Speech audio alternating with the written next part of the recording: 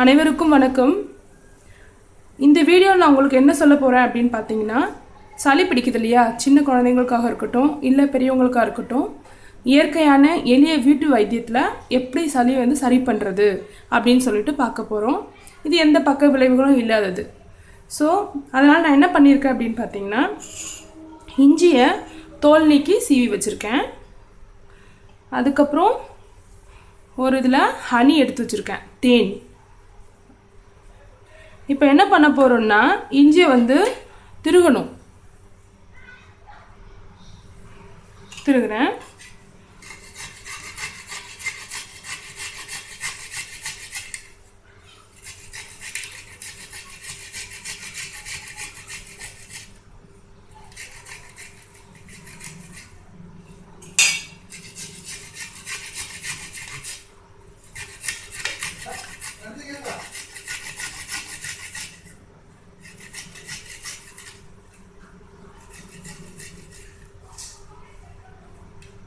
இப்போ நான் திருகிட்டேன். இந்த திருகின இந்த இஞ்சியை பிழியறதுக்காக நான் இந்த இதில் போட்டுக்கிறேன், ஃபில்டரில் போட்டு.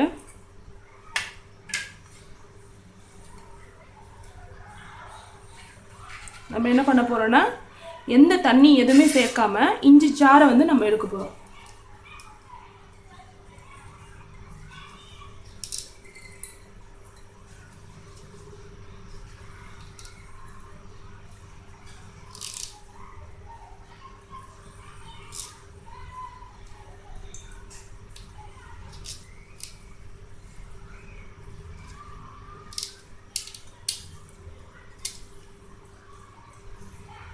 இது இந்த இஞ்சி சாறு ஃப்ரெஷ்ஷாக செஞ்சு சாப்பிட்டிங்கன்னா அதோட எஃபெக்ட் நல்லாயிருக்கும்.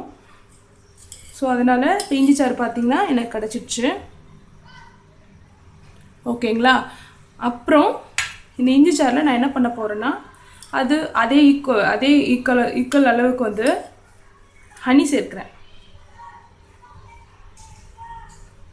அவ்வளோதான். ஸோ நல்லா மிக்ஸ் பண்ணிக்கணும். இப்போது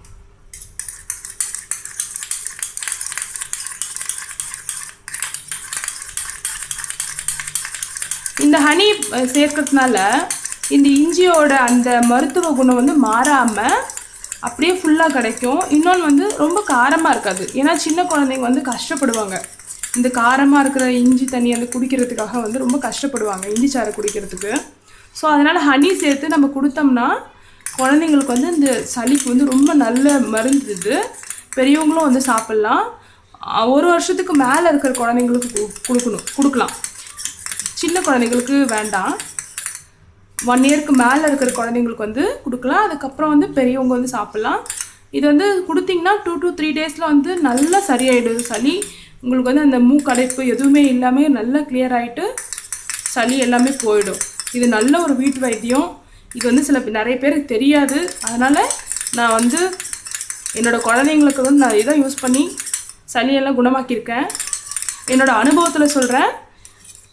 இதை நீங்களும் ட்ரை பண்ணுங்கள், உங்கள் குழந்தைங்களுக்கு கொடுங்க. நன்றி.